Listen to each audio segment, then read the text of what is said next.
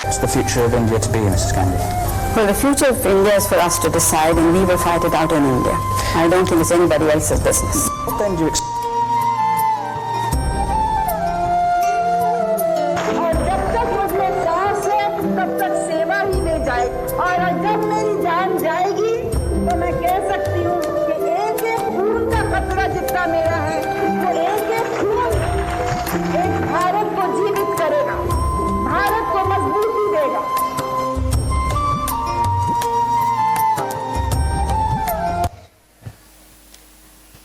लोक तुम्हाला गुंगी गुडिया असे म्हणायचे, हे आव्हान मी पेलू शकेन का? घाबरू नकोस.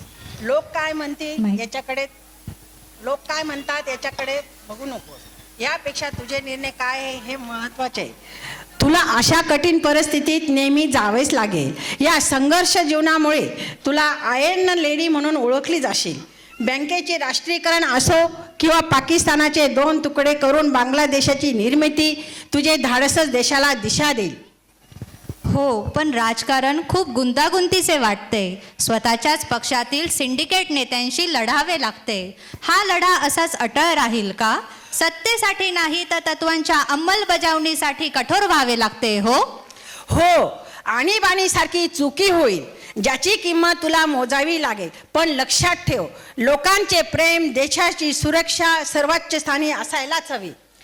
हा लढा शेवटपर्यंत असा संघर्षाचा असेल का? हो, अगदी शेवटच्या श्वासापर्यंत माझ्या रक्ताचा प्रत्येक थेंब या देशाला जिवंत ठेवण्यासाठी उपयोगी पडेल. हेच माझे ध्येय असेल. तू फक्त धैर्याने, ठामपणे आणि काळाप्रमाणे पुढे जात राहा, पुढे जात राहा, पुढे जात राहा.